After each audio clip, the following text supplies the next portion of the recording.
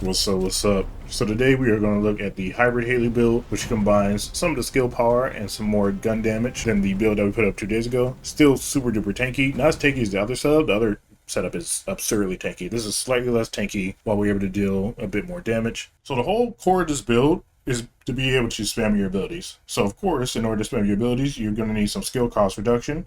So we have maximized conservation for that 35% and strong mentality for that 15%. And the abilities that we are going to be spamming most of the time are going to be Cold Fury. This is going to provide us with some massive increases to critical hit damage as well as critical hit rate. And our Cryo round. Cryo round is going to apply those stacks, which are going to allow us to do an additional 50% damage, as well as apply Cryo, which inside of this build, we have a way to apply a AoE with a 30% chance. With these two skill cost reduction modules, we combine that with this inside the inversion reinforcement. Arch Pacemaker is going to be the thing that's going to be giving us an additional 20% reduction for skill cost. Now this applies when we are at below 300 movement speed, and we're able to reach that as soon as we end up pressing our Cold Fury and letting that stack up to 16. And the whole time I was explaining that, we've had Cold Fury on. So you can see with the modules that we have equipped, as well as the external components that we have, which we'll talk about in a second, we are able to have this up pretty much infinitely. This changes a little bit when you're getting, attacked and mauled by enemies because you don't end up regening. But if you're shooting things down and you're picking up the orbs and whatnot, you're able to get back all of your mana pretty consistently. So this works well.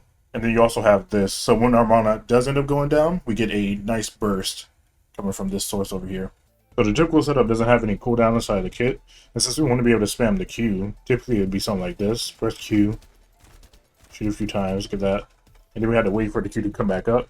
And that's going to cut into our damage dramatically, because when you shoot the enemy, and then you hit them with the good old firearm attack. In this instance, we're dealing an additional 94,000 damage.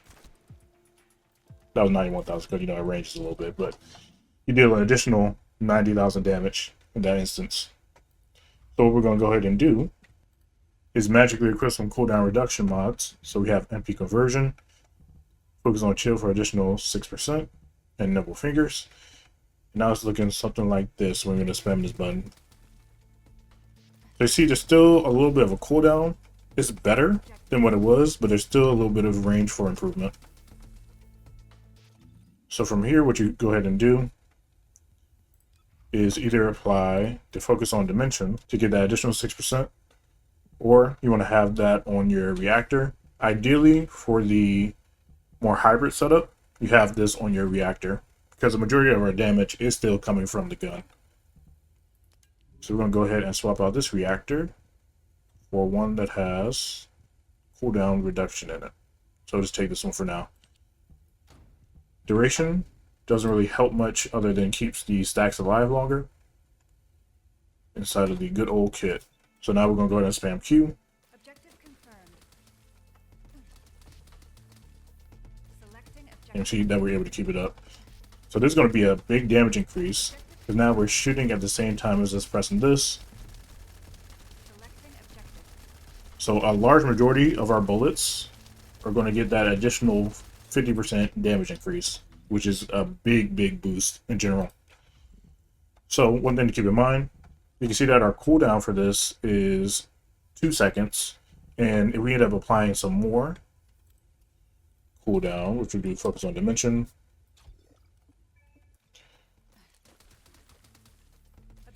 it doesn't really change our rhythm of stacking this up, because this ability has an internal animation time. It's not really internal because you can see it, but it has an animation time that goes off, and so getting more cooldown past what we have right here doesn't really benefit us. And I found out the hard way because I definitely catalyzed for multi-talented earlier.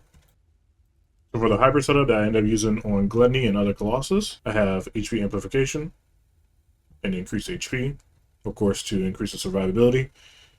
Doing shot focus to add some more damage to the gun.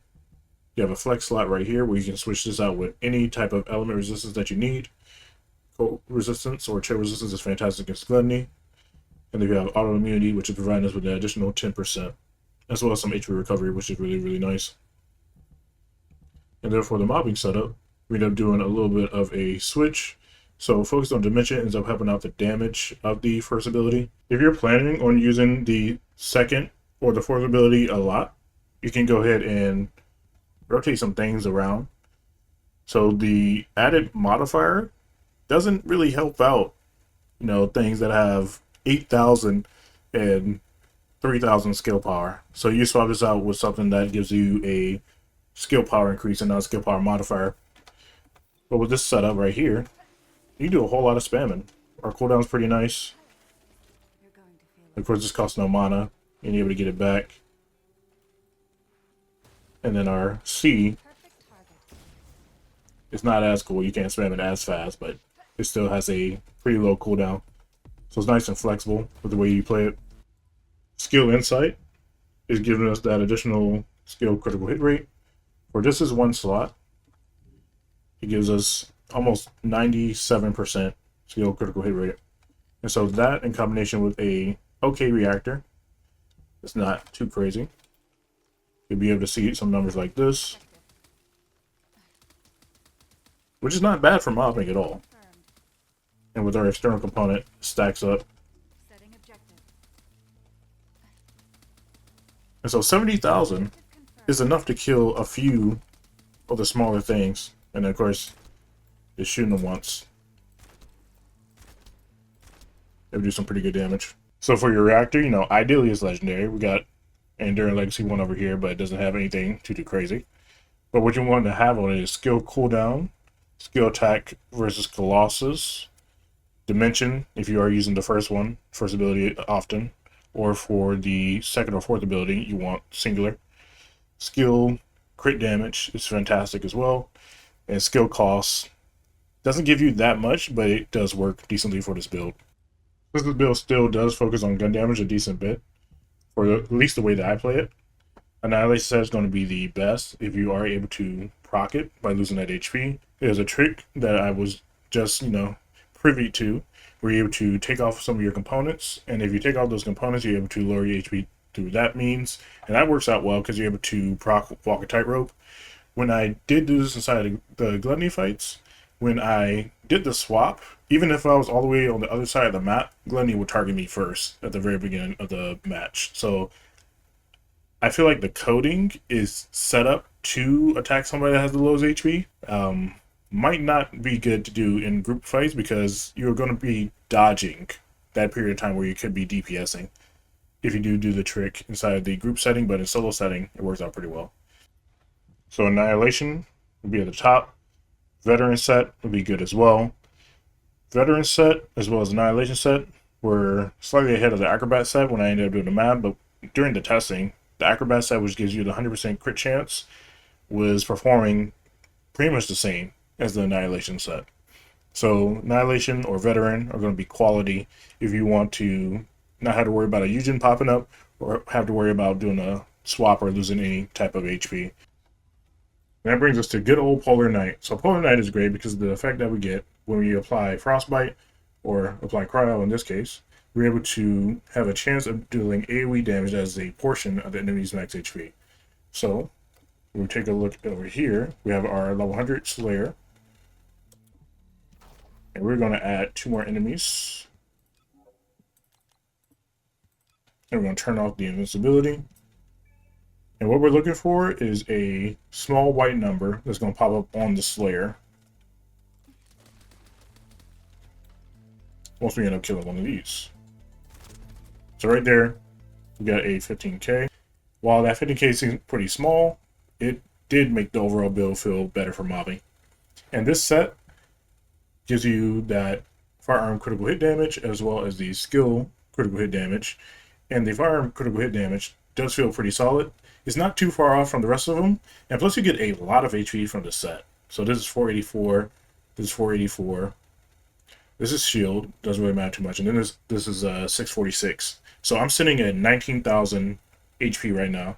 And with all of the resistances and the damage mitigation inside of the modules, this is very tanky. I actually got swung on by Gluttony, and I got down to like half or a little bit above half. So you're bulky. So the stats that you're looking for: max HP, fire resistance. For the sensor, max MP, MP recovery in combat. For the Night memory is going to be the MP recovery modifier as well as the defense. And then for the processor, it's going to be the toxic resistance, and then max shield is cool. There's nothing too crazy on here past those rules.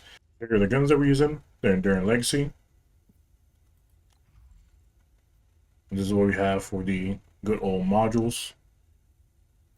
What we can do here is swap out this slot if you wanted to and go for weak point. This works better as a more general gun if you're just trying to consistently hit those crits and go for crits, because sometimes you're not going to be able to hit the weak points. But having that weak point right here was fantastic damage, which you will see. Since this was the gun that was used the majority of the time, we needed a way to get the ammo back, and so I put it on the Thunder Cage. Expand General Magazine. Normal impact rounds, refining. So that means the green ammo that we see on the ground, we swap over to the Thunder Cage and pick it up. It will convert over to the general rounds, and it's going to allow us to shoot longer, pretty much. And then we got general rounds compulsive. So yeah, these three mods work out very well to keep our ammo up. The Greg's does a ton of work because the bombardments also apply the added damage. And so when you utilize the Greg's Reverse Fate, it can outdo the Enduring Legacy, but it has, the RNG of the procs. And there's a setup that we're running for this. And you can change this to like fire or electricity. The trigger rate is not that crazy at 7%, but you will get some additional dot damage going. That is all for me. If you have any questions about anything, go ahead and let me know. And we got some good old gameplay pulling up. Adios. Commence mission to recapture Magister Lab.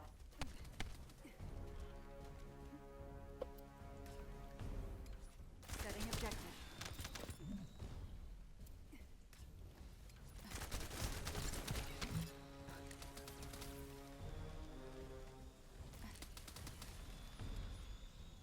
Setting objective. Objective confirmed.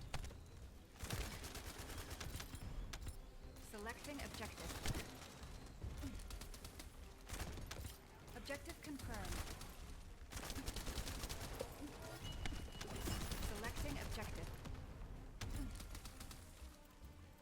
Objective confirmed. Setting objective. Selecting objective.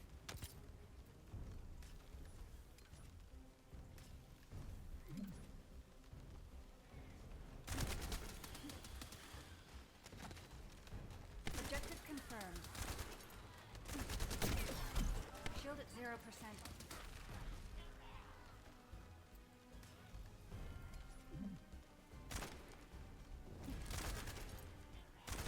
Objective confirmed.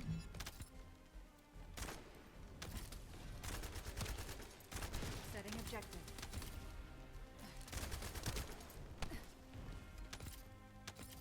Objective confirmed.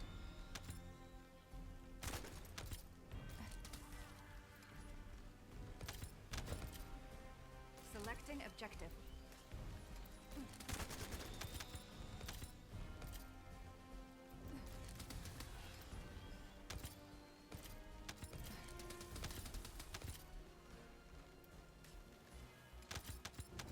Setting objective.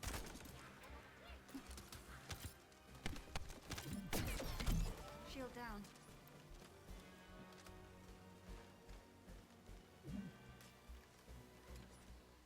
Objective confirmed.